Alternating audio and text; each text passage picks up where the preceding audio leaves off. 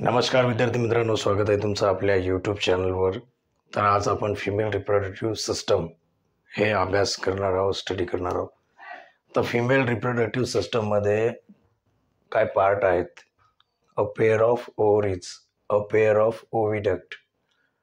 अ pair म्हणजे single pair, and uterus, vagina, external genitalia, also called as a vulva, a pair of vestibular gland, a pair of mammary gland.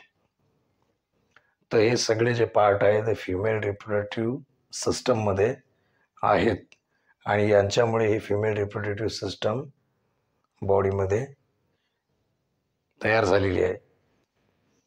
तर ही diagram आहे female reproductive सिस्टमची. तर या डायग्राममध्ये बघा, हे युट्रस आहे, इथं बेबीची ग्रोथ वगैरे होते, आणि ही फॅलोपियन ट्यूब आहे, ही ओव्हरी आहे. It is a fallopian tube, fallopian tube. And हे ओव्हरी आहे, हे फिम्ब्री आहेत, हे ओव्हेरियन लिगामेंट आहे. Ovary are attach to uterus. Ovaries are attach to uterus by means of ovarian ligament, and ovaries are attached to dorsal body wall by means of broad ligament. आणि हे cervix आहे, वायजना नंतरचा part cervix, हे वायजना आहे. तर हे आता बॉडीमध्ये फिमेल रिप्रोडक्टिव्ह सिस्टममध्ये 2 ओव्हरी असतात, अ पेअर ऑफ ओव्हरीज. आणि ओव्हरी आहे ना, हे प्रायमरी फिमेल रिप्रोडक्टिव्ह ऑर्गन आहे, कारण ओव्हरीमध्येच एग्ज वगैरे फॉर्म होतात आणि ओव्हरी हार्मोन प्रोड्यूस करते, इस्ट्रोजन, प्रोजेस्टेरॉन, रिलॅक्झिन, ॲक्टिव्हिन अँड इनहॅबिन.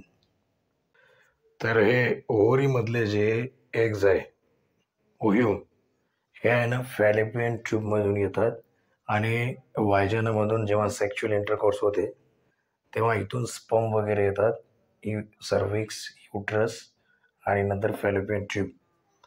तर इथून ओह्यूम आणि स्पर्म याचं इथं फर्टिलायझेशन होते आणि नंतर हे याचं स्टेप बाय स्टेप सेल्स वाढत जातात आणि नंतर याचं युट्रसमध्ये इम्प्लांटेशन होऊन बेबीची ग्रोथ युट्रसमध्ये होते आणि नंतर बेबी आहे ना आफ्टर द 9 मंथ रिलीज. आणि स्टरिलिटी ऑपरेशनमध्ये हे फॅलोपियन ट्यूब कापल्या जाते, त्याला ट्युबेक्टॉमी म्हणतात. तर आजच्या व्हिडिओमध्ये एवढंच. शेवटी व्हिडिओला लाईक करा, शेअर करा, सबस्क्राईब करा, कमेंट करा आणि फेसबुक पेजवर फॉलो करा.